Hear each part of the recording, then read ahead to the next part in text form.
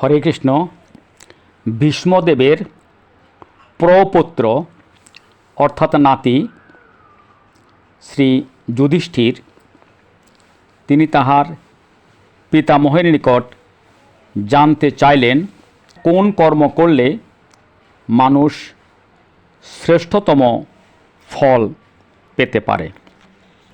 তখন গঙ্গাপুত্র ভীষ্মদেব বললেন, বৎস, কায় মনোবাক্যে পাপাচার পরিত্যাগ করলে মানুষ উভয় লোকে শ্রেষ্ঠতম ফল লাভ করতে পারে।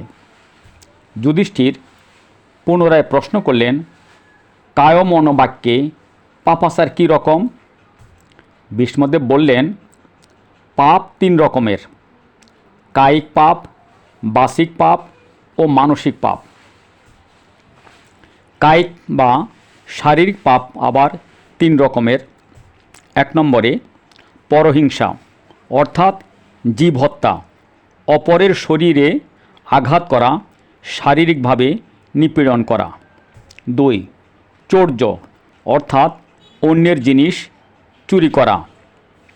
তিন, পরস্ত্রী উপভোগ, পরনারী হরণ,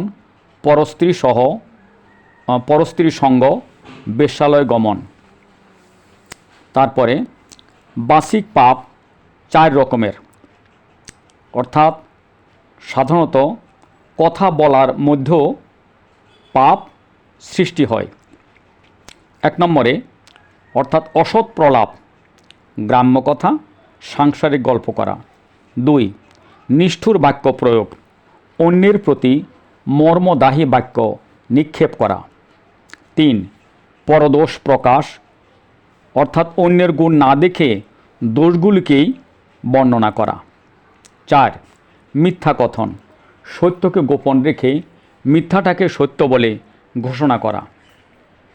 তারপর মানসিক পাপও তিন রকমের।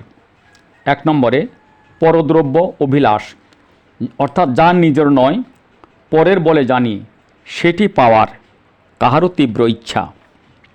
দুই, পরের অনিষ্ট চিন্তা, লোকের মঙ্গল চিন্তা না করে লোকের কি করে ক্ষতি করা যায় সেই চিন্তায় অনেকে মশগুল থাকে। তিন নম্বর বেদ বাক্যে অশ্রদ্ধা, বৈদিক শাস্ত্র কথা শ্রবণ করলে আমরা নিজেদের সংশোধন করতেও পারি, কিন্তু বৈদিক হিতোপদেশের প্রতি অনীহা বা অশ্রদ্ধা মনোভাব পোষণ করা। হে যুধিষ্ঠির, এই তিন রকমের পাপ পরিত্যাগ করলে কি ইহলোকে কি পরলোকে শ্রেষ্ঠতম লাভ করা যায়। অন্যথায় পাপ কর্মের ফলে উভয় লোকে অশুভ পরিস্থিতি এবং চরম দুঃখ কষ্ট ভোগ করতে হয়। যুধিষ্ঠির বললেন, পিতামহ, ইহলোকে মাংসলোলুপ নৃশংস ব্যক্তিরা রাক্ষসের মতো।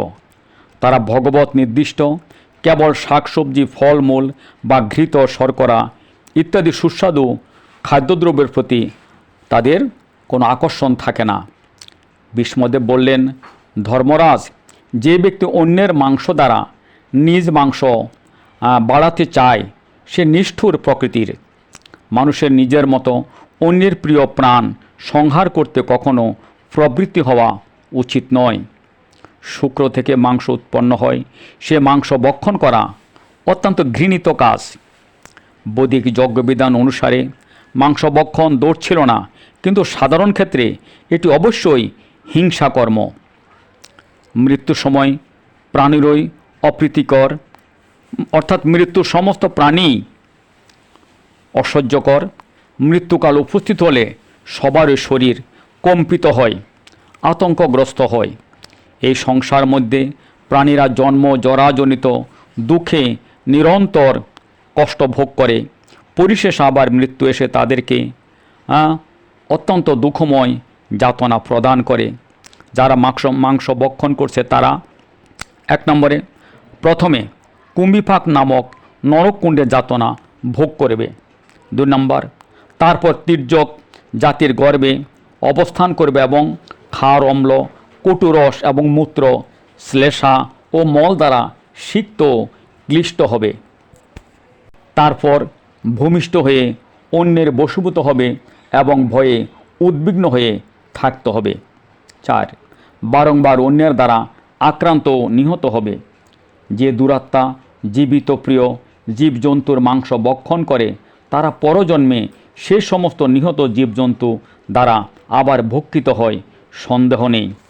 যারা পশু হত্যা করে পরজন্মে তারা আগে, এবং যারা সে পশুর মাংস খায় তারা তারপরে সেই একই পশু কর্তৃক বিনষ্ট হতে থাকে। এই জীবনে যে ব্যক্তি অন্যের প্রতি আক্রোশ প্রকাশ করে তাকে পরজীবনে অন্য কর্তৃক আকৃষ্ট হতে হয়। এই জীবনে যে অন্যের প্রতি দ্বেষ প্রকাশ করে তাকে তার দ্বারা দিষ্ট হতে হয়। যে ব্যক্তি যে অবস্থায় যে কার্য করে তাকে সেই অবস্থাতেই সে কার্যের ফল ভোগ করতে হয়, তাতে কোনো সন্দেহ নেই।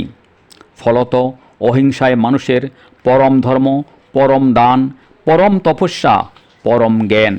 অহিংসক ব্যক্তিরা সবার পিতামাতা স্বরূপ। যারা পরের প্রতি বিদ্রোহ আচরণ প্রভৃতি অসৎকর্ম করে তারা পাপী বলে নির্দিষ্ট হয়।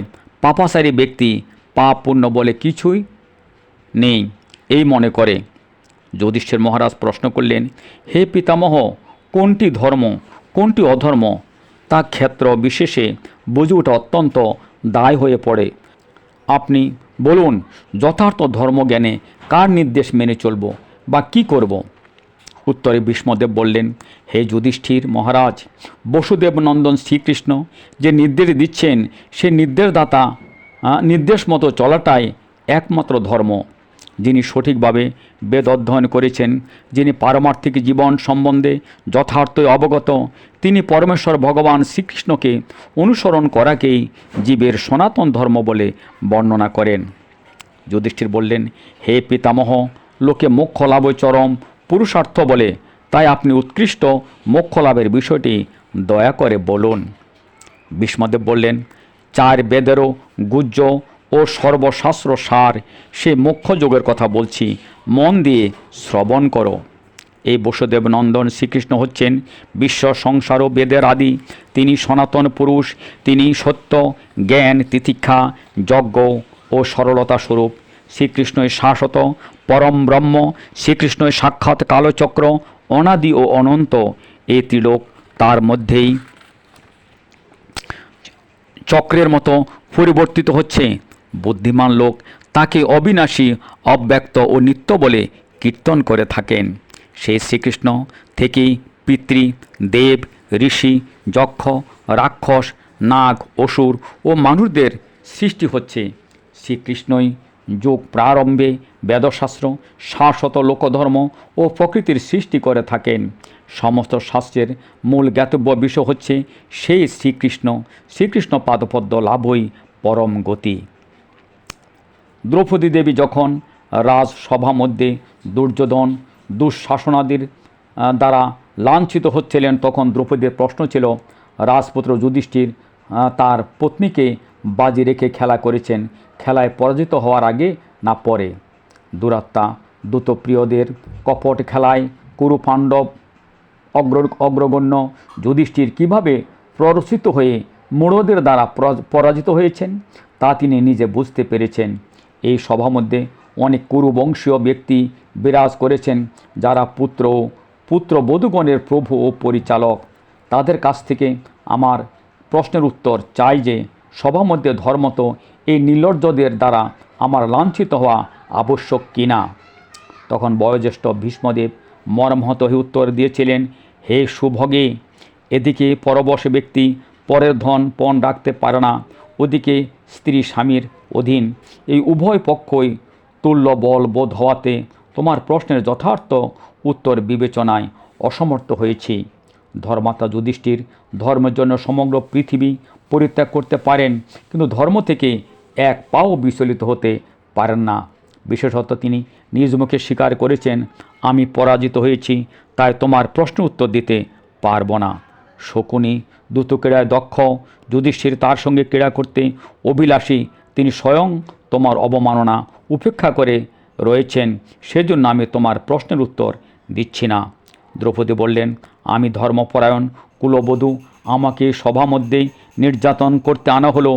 এখন আপনাদের মতো পরিচালকদের সনাতন ধর্ম কোথায় থাকলো? আমি পাণ্ডবদের সহধর্মিণী, পার্শ্বদের ভগ্নী, কৃষ্ণের প্রিয় সখী দ্রৌপদী, আমাকে যখন এক বস্ত্র অবস্থায় সভা মধ্যে লাঞ্ছিত করতে আনা হয়েছে, তাহলে অবশ্যই এই কুরুবংশের পূর্বপুরুষদের পরম্পরাগত নিত্যধর্ম বিনষ্ট হলো। হে ক্ষিতিপালগণ, আমার প্রশ্ন, আমি যা হই, আপনাদের নিত্যধর্ম কোথায়?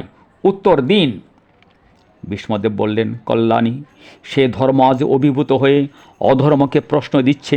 কৌরবেরা আজ লোভ ও মোহের বশীভূত। অতএব এটি পরিষ্কার বোধ হচ্ছে যে অচিরে কুরুবংশ বিলুপ্ত হবে। দ্রোণাচার্য, কৃপাচার্য, আমি ধর্মবেত্তাগণ অভিভূত হয়ে চুপ রয়েছেন। তোমার প্রশ্নের উত্তর নির্ধারণ করুন যুধিষ্ঠির, মহারাজ যুধিষ্ঠির। তিনি বলুন, তুমি জিতা না অজিতা? সে দ্রৌপদী যখন একদিন সরসজ্জায় শায়িত সদুপদেশদাতা সত্যবাদী ভীষ্মদেবকে জিজ্ঞাসা করলেন, হে ধর্মপ্রাণ পিতামহ, আজ আপনি আমাদের ধর্মোপদেশ দান করছেন, কিন্তু আমাকে যেদিন অন্যায়ভাবে বস্ত্রহরণ করেছিল দুঃশাসনেরা, তখন আপনি প্রতিবাদ করেননি কেন?